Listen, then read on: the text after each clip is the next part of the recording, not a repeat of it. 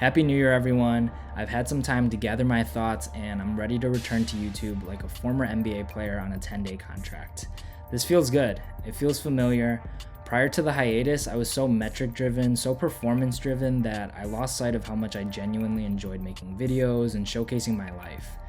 I'm not gonna lie, I rewatched some of my old vlogs and let me just say, they've aged like fine wine.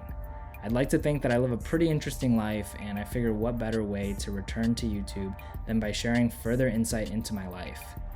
If you weren't sure before, I freestyle all my vlogs, but for this one, I have everything I want to say written out because I want to be as concise as possible, so bear with me as I read off of this script. I have a confession. I've been posting on my TikTok, but have since brought my activity to a complete stop because I reached my absolute threshold for smooth brain commentary.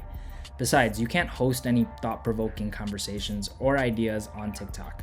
I'd much rather devote my time and more so energy towards YouTube, where I don't have to cater to blue pill abusers with a 10-second attention span or repeat victims to the Dunning-Kruger effect. TikTok is like checkers and YouTube is like chess. That's why you see girls that shake their ass or look pretty to a viral sound gain hundreds of thousands of followers as a byproduct. I mean, if you look at some of the top creators on that app, like Addison Rae, Bella Poarch, the D'Amelio sisters, they all have a common denominator. What type of talks are they making? Nothing wrong with that either. Collect your bag. My For You page is a bunch of pretty gals too. I'm just pointing out that the app is inherently low effort. I'd like to take a second and shout out Sneeko. He probably won't see this, but this is me giving him his flowers.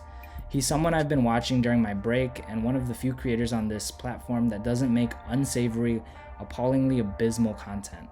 I mean, I always had a strong idea of what denotes good content or entertainment, despite this being an arbitrary and subjective topic of discussion.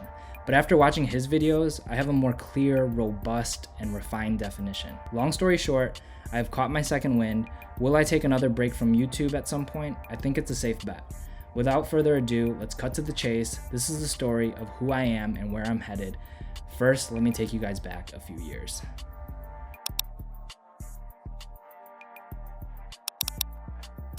2019. I just woke up hungover from a going away party I threw at Trophy Room in the River North neighborhood of Chicago. The reality that I would be leaving for a semester abroad in Tokyo was just setting in. Little did I know 2019 would be one of the most pivotal years in my life. For the next 4 months, I would be a Temple University student, an intern for a startup company, a resident of Japan, and pronouncedly a gaijin. Oh, can't forget, a bit of a loner too. Going to Tokyo was a personal decision. Obviously, you'd think, but you'd be surprised to find out how many people indulge in mob mentality when it comes to deciding their destination to study abroad. What I'm getting at is I came alone and didn't know anyone in the program. There wasn't a group chat prior to the semester beginning, nothing. You can imagine how intimidating the whole thing could be. Did I mention I came in with no Japanese language background? I'm not Japanese, if that wasn't clear. On my days off from work and school, I would wake up early and head out. It didn't matter where I went, but I wanted to maximize my time in Tokyo. I would walk 15 minutes to the Musashi Kosugi station and take the train into the city. Days typically started with coffee from a reputable shop I found on the internet, followed by visiting a vintage boutique and other niche stores that paralleled my interests. I pretty much always ate by myself, with the exception of weekends where I would grab dinner with my going out friends. They're called going out friends, well, because it's hard to go clubbing and grab drinks by yourself in it. As the weeks went by, I learned the benefits of solitary and grew confident in who I was. Around this time is also when I put to use my vlogging camera that I brought with me. With no camera experience or editing experience, I started to vlog my days. Slowly but surely, vlogging didn't seem so awkward and uncomfortable. Some other highlights from this particular semester were the opportunities to cross off Kyoto, Osaka, and Seoul from my bucket list. Of course, I wasn't satiated from such short trips, but it was a good taste of what could be. Fast forwarding to the end of April, it was time to part ways with this place that I became acclimated to, this place I could confidently call home. Never in my life had I lived elsewhere for that long. Granted, it was only 4 months. I was only in China for 3 months postpartum. The outro to my semester was bittersweet. What's the saying? All good things must come to an end? Before I knew it, I was back in Hong Kong and back in Chicago. That summer, I would travel my heart out, hitting some of my favorite cities in North America. New York, LA, Montreal, Toronto, back to New York, and my trip to Seattle would bleed into the fall. To round off 2019, I would graduate from the University of Illinois at Chicago with my Bachelor's of Arts in Economics. 2020. 2020 was a very significant year and will be remembered by most people for the events that transpired. The onset of a deadly pandemic, the death of Kobe Bryant, the impeachment of Donald Trump, the Black Lives Matter movement, just to list off a few. For me, and I say this with privilege, it was a year of reform. I had just finished undergrad and had aspirations of traveling back to East Asia as a graduation gift to myself. And that's when coronavirus brought the whole world to a halt. Unsure of what to do, I started working and spending my off days studying for the MCAT. For context, the MCAT stands for the Medical College Admissions Test and is a 7-hour standardized exam. Let me just say, if you ever want to get humbled quickly, go and take the MCAT. Never in my life did I doubt my intelligence more. I was fighting demons the whole time. After months locked away in a room studying, I brought my practice score from a pathetic 480 to a 510. Throughout the process, I picked up a camera and started messing around with YouTube again. I started a new channel and disposed of the old one, which in hindsight I wish I built off of instead. I called it a creative outlet because there was such a large learning curve and I didn't want to feel embarrassed by the quality or lack thereof in the videos I uploaded. Gradually, my videos improved. It was like riding a bike again after not doing so in a long time. Apart from studying and returning to YouTube, I started a new job, purged my entire wardrobe, grew out my hair, and put an end to toxic friendships. I saw an opportunity and took it. A makeover was exactly what I needed. I have a habit of changing my hairstyle every couple years also, so this was right on time. I mean, when else will I get the chance to hide at home during my awkward hair phases? When else will I be able to use COVID as an excuse to dodge social outings? There was also a lot of unlearning that took place during this time. The year was dominated by lows, and if I were to use one word to sum up 2020, it would be sobering. But I needed this year more than anything. I wanted to come out of quarantine looking and moving like a totally different person. The question left was, when will quarantine end? 2021. We outside. Well, not quite, but almost. The gym was open, restaurants were allowing dine-in, the world was inching towards reopening. I think I'm speaking for the vast majority when I say I was tired of being in quarantine. It was debilitating. However, I received great news. I had just been offered a spot at the prestigious University of Chicago for their MPH, Masters of Public Health program. I was like the Greek titan Atlas, lugging this enormous weight on my shoulders. I mean, for the last year, it felt like my life was idling with the medical school process hanging over my head.